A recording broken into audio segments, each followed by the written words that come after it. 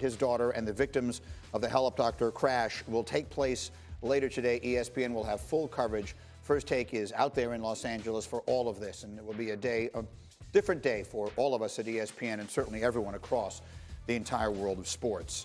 Meanwhile, I want to talk about this. Johnny Manziel caused a stir on Friday when he tweeted at Oliver Luck, who is the commissioner of the XFL, asking to be a part of that football league. What he tweeted was, Oliver Luck, if you want to boost your ratings to another level, just send me the contract tomorrow and we're in there. Like I said years ago, XFL 2020, give the people what they want. And Manziel has since come out and said he has zero interest in playing football and was just stirring up controversy with his tweet. So thank you for that, John.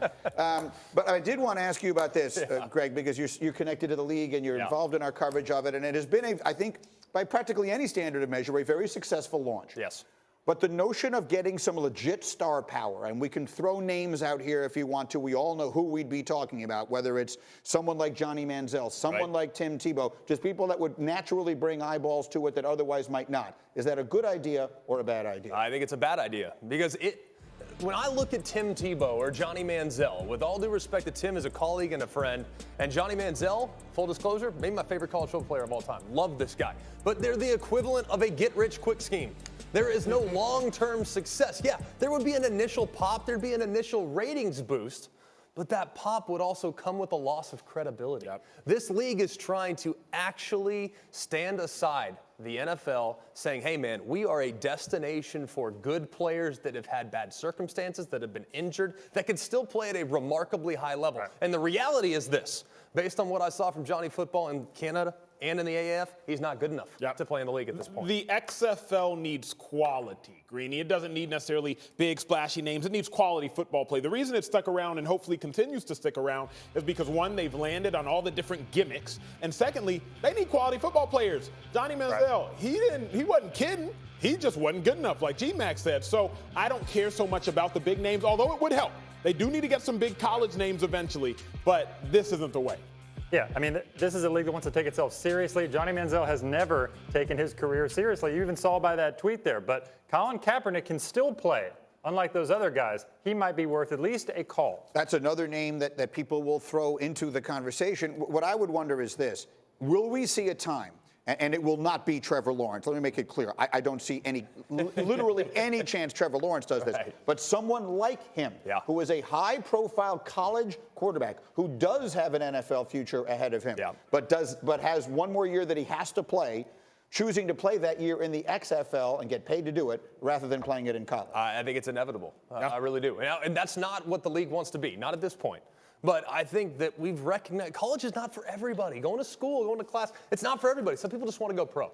And some people just want to go get paid for what they're doing. So I understand completely why we've talked about this, but it offers an alternative now to somebody that isn't happy with the college model. As simple as this. Show me the money. Yeah. That's all it is. If the XFL can give enough money to bring in a big-time college player, no question they going. Going to be interesting to see where that goes from here. Again, it's been a really good start, but they have some big decisions to make, I think, as they move forward.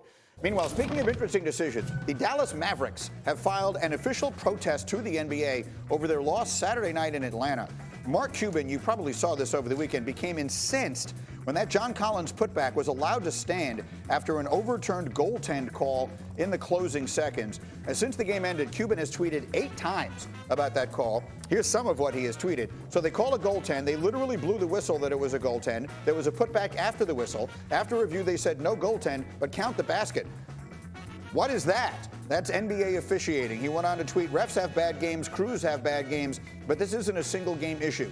This is the same stuff that has been going on for 20 years.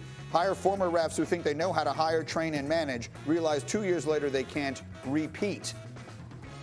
So the NBA said they plan to await Commissioner Silver's ruling on the protest before announcing any possible discipline for Cuban's Twitter tirade. What do you make of Mark Cuban going off this way on Twitter? Granny, I think me and you feel the same way, right? I'm so sick and tired of Mr. Shark Tank himself. Put a muzzle on his mouth.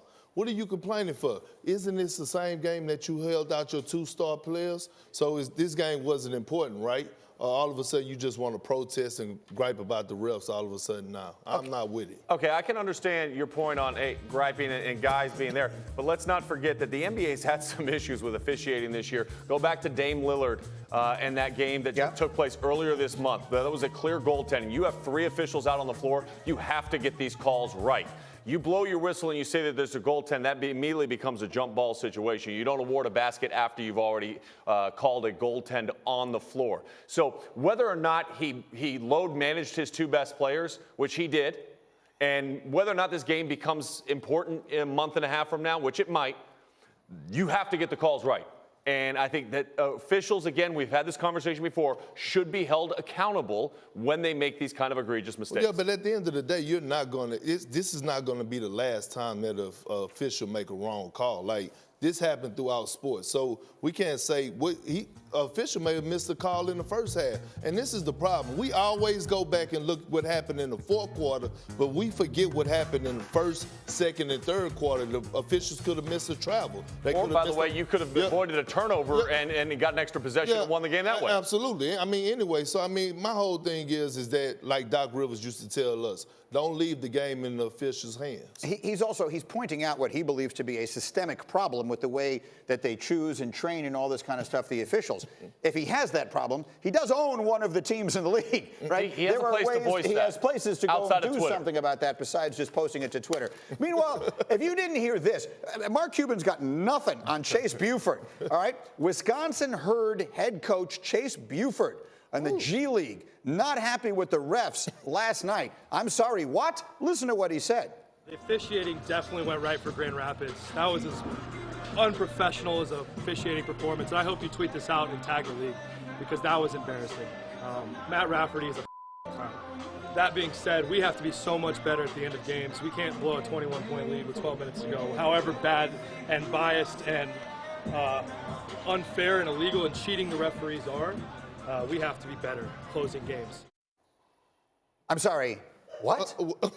Are we okay with that? Are we okay with his hair, his shirt being unbuttoned, looking as disheveled as he does? I mean, like, that, I mean, he looks like Jim Carrey in Liar Liar when he figures out he can't tell a lie. Like, he's super stressed. That may or not be true.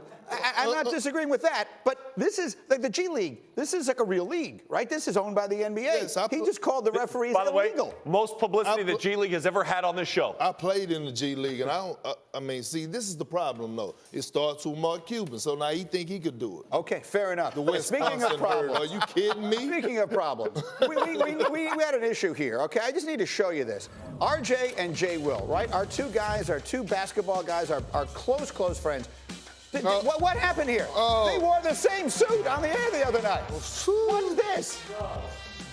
I mean, you know, they've got a really tight bond, and maybe that brotherhood that they talk about so frequently on this show. No one told me we were going to do that. Hey, Green, is this best this week? I don't know. To share. We're brothers. It's a different shade. It's a slightly different shade here, guys. Come on. It's really not. It's really not. The fact that he and I shop at the same best store this really should be left completely out of this conversation. Totally different conversation. Right now, Bill Mitchell is very excited. We'll be back in just a moment.